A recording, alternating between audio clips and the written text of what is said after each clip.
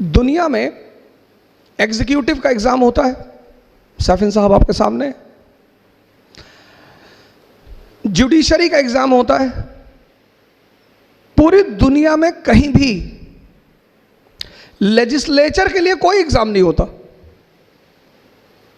Member of parliament बनने के लिए किसी परीक्षा को देने की जरूरत नहीं है। मेंबर ऑफ लेजिस्लेटिव असेंबली बनने के लिए किसी एग्जाम को देने की जरूरत नहीं है। क्यों? क्योंकि जो राजशाही है, किंगशिप वो समझदारी पे डिपेंड करती है, आपकी अंडरस्टैंडिंग। अकबर, अब जो भी दिल्ली में बैठेगा उसको गुजरात जाना है। सैफिन साहब गुजरात से हैं हमारे, और गुजरात कनेक्ट करता है हिंदुस्तान को कहां से? सेंट्रल एशिया से, ईरान से। गुजरात हमको कनेक्ट करता है कहां से? वेस्ट एशिया से, सऊदी अरेबिया से। सऊदी अरेबिया का पुराना नाम है हिजाज। तो दिल्ली के आदमी को गुजरात जाना है, अब जाएगा किधर से? राजस्थान होके। राजस्थान क्या है? डेजर्ट। और मनुष्य की जो प्रवृत्ति है, नेचर, वो उसकी ज्योग्राफी से इन्फ्लुएंस होती है।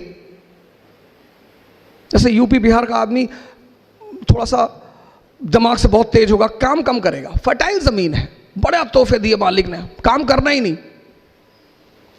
लेकिन राजस्थान का आदमी से 10 किलोमीटर से पानी लेकर आना है, फिजिकली बड़ा स्ट्रांग होगा वो।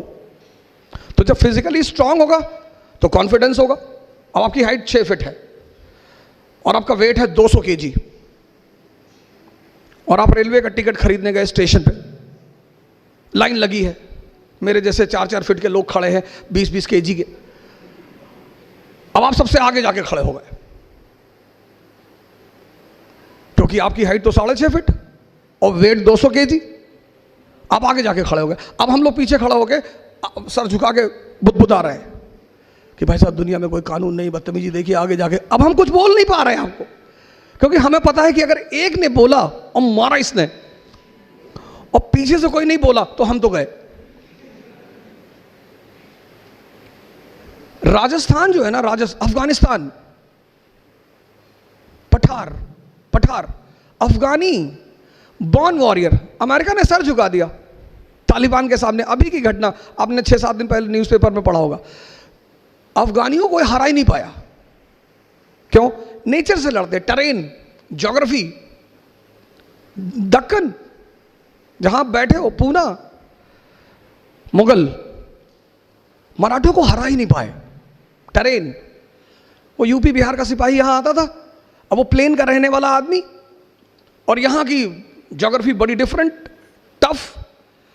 अब वो मराठी निकला पहाड़ के बीच से, एक हाथ मारा यूपी के आदमी को, फिर पहाड़ के अंदर। अब वो यूपी का आदमी ढूंढ रहा है कि भैया कहां गया। वो यूपी की फौज यहां लड़ नहीं पाई। सवाल ताकत का नहीं था, सवाल ज्योग्राफी का है।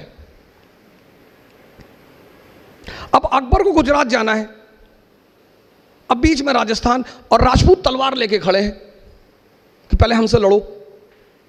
तो अकबर ने बीरबल से कहा कि यार क्या चाहिए इनको, ये क्यों परेशान करते भाई? बोले सरकार इनको कुछ नहीं चाहिए, इनको 2 चीज चाहिए। एक इज्जत चाहिए, इज्जत, सम्मान। हाँ बोले दे दो, बोरे में भर के दे दो, बोरा ले आओ, खूब सम्मान भर के दे दो। भाई सम्मान किसी को देने में कौन सा पैसा खर्चा होता है? और दुनिया में लोग वो काम करते भी डरते जिसमें पैसा नहीं खर्चा होता। सम्मान का दे दो, सम्मान। बोला दूसरा क्या चाहिए? बोले दूसरा साहब ये लड़ना चाहते हैं। अरे बोले बहुत अच्छा यार, इनको अपॉइंट करो, गवर्नर बनाओ काबुल का। तो मान सिंह कहां के गवर्नर? काबुल के। अब एक खतरनाक अफगानी और दूसरा खतरनाक राजपूत, दोनों लड़ रहे हैं। अकबर दरबार में बैठा हुआ है, अनारकली डांस कर रही, बहारें आज पैगामे मोहब्बत लेके आई। इसको बोलते हैं समझ।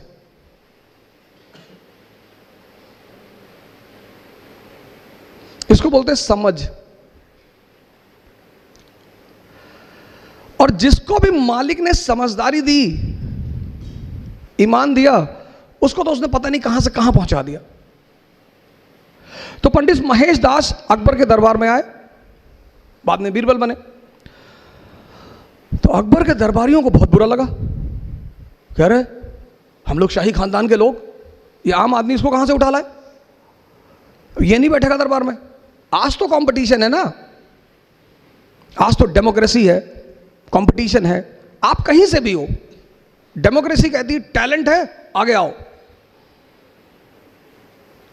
आपने कहा साहब हम महाराष्ट्र से, हम बिहार से, अरे उसने कहा ये सब मत बोलो, टैलेंट है, सैफिन हसन हो, हाँ आगे आओ, नहीं है पीछे हो जाओ।